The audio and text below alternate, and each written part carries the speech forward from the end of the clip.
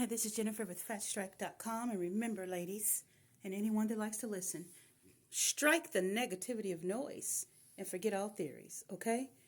I know I didn't push this website upcoming introduction out so much, but I got so much on my mind that I'm thinking about when it comes to the way this page is going to be set up and all those wonderful things.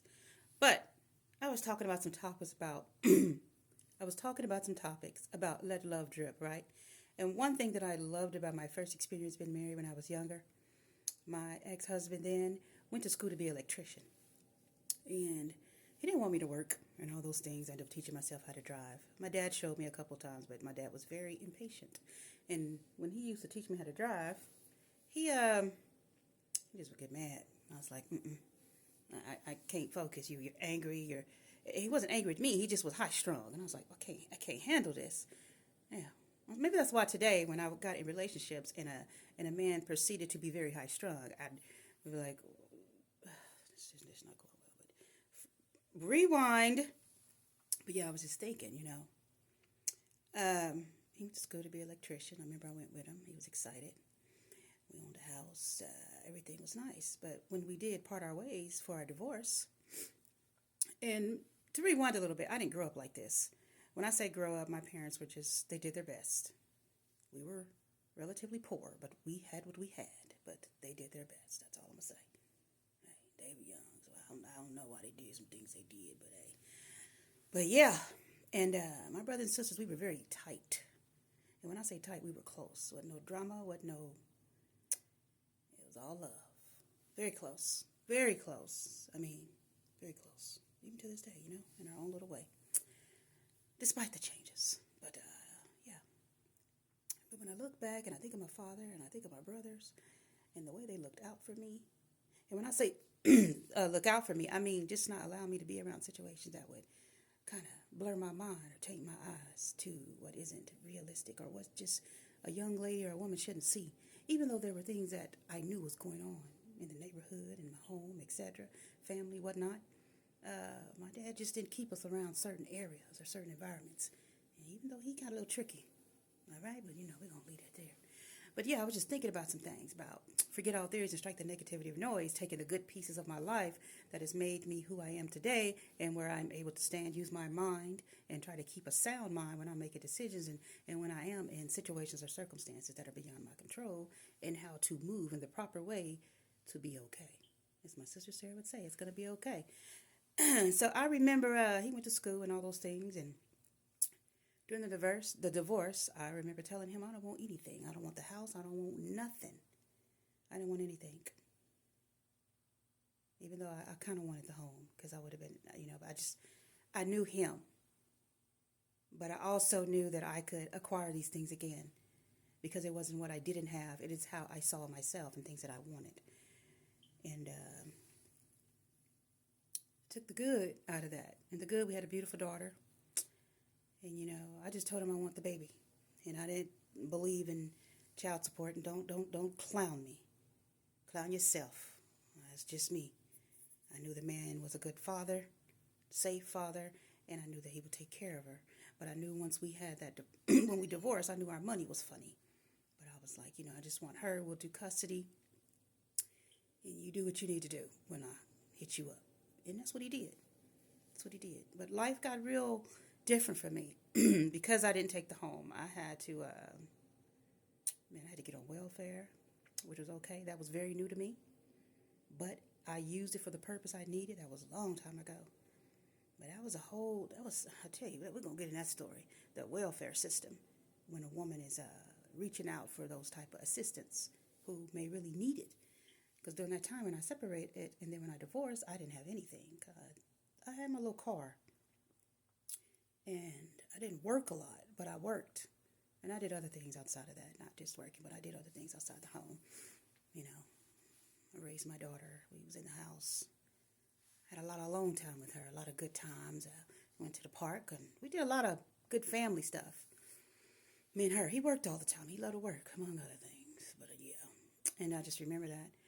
But I remember that, I did end up going back to school because that's something I learned from him, He was young. He went to school, and he became an electrician, and he would work in he knew how to build some things. So we had a garden. I remember the garden. I ended up liking gardening later. I was like, why do I like garden? But he loved garden. A lot of times he'd be out in the backyard, and I see him, and he'd be back there gardening. He'd be planting stuff, and I was like, man, I just thought it was corny. It's a young mind. But, yeah, the garden is very refreshing. He was thinking about a lot. And he was going through a lot himself. But he was he did his best. I will say that. He did his best. He did his best. And we had some good times when my baby girl was little. Just things he wanted. But life threw a really bad curve at him. He had a terrible accident. Bad curve. And it took his mind a little bit. But he did his best. But I remember when I think back now, like, I knew I wanted to go to school because I saw that's something he did. And it wasn't that he said do, but I was like, he went to school. And I was like, okay. But when he went to school, things were a little good. But when that first divorce hit, I didn't have my parents around to talk to in a way to like, hey, Mom, what I need to do? Because Mom was going through her things. My siblings are very much younger than me, so I ain't like I could go to them and ask them because they were young. We were all young and up and coming. But I knew that when I left him, before I ended up getting on welfare, I ended up going to school. And I ended up allowing myself to meet somebody else that was quite older than me. And he ended up he owned a business in the place where I lived. He was doing a thriving business. And I just think back of the things that I was trying to do. I was trying to start my own business. I was trying to start my own company, own things that I was doing that I am putting into play now. Even though it's way later, but I never forgot. It was my passion always to do this. I remember my first husband, I was like, hey, let's open up this, let's do this, and he didn't want to do it. We used to meet a lot of people that could give us a nice startup. And my other husband, nice people that would give us startups, but I couldn't start a business if me and the partner, which was my husband's, at those times, not husbands, but, if we wasn't here, we wasn't in the same mental bridge.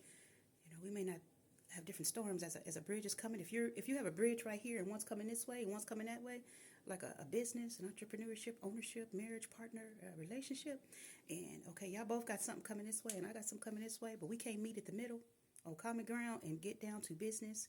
Stop the noise for a minute. I can't work with you because what's happening here, despite the outside noises that's going on, the storms and the life and whatever, my intelligence is being picked at.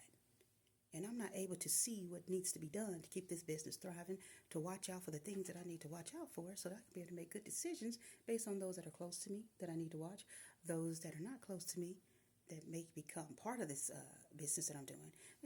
I had a whole thing going on in this head.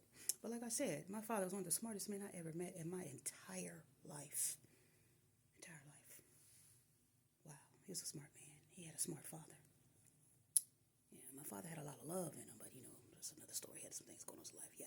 But to make a long story short, FastStrike.com, strike the negativities of noise. What I'm talking about is I took all those good pieces of the rainbow and the storms of my life, and it made me who I am today. So when I look back, when I first had this idea to start FastStrike.com in 2018, it was not supposed to be what it is today and the structure and the format that I'm getting because I wasn't prepared and the appreciation isn't there. But now that I have solidified myself and how I feel about myself, forgiving myself for the things I don't know, and being positive and upbeat and happy, and the umbrella of love is over me, you guys are going to appreciate it. Even though you guys talk about it a lot, but you're going to appreciate it. You understand what I'm saying? And if you don't, it's cool. Move on to something you like. But FastStrike.com, strike the negativity of noise, and make good decisions, ladies, and use your mind. Stop, pause, and reason, and use your mind. Because like I always say, your heart's going to boom, boom, boom, and get emotional. It's okay. You can still be soft and be a woman, but use your mind and listen. Not to what you see, not to what you hear, but listen. Listen to yourself and then watch others respectfully. All right. Thank you for visiting my page. Bye.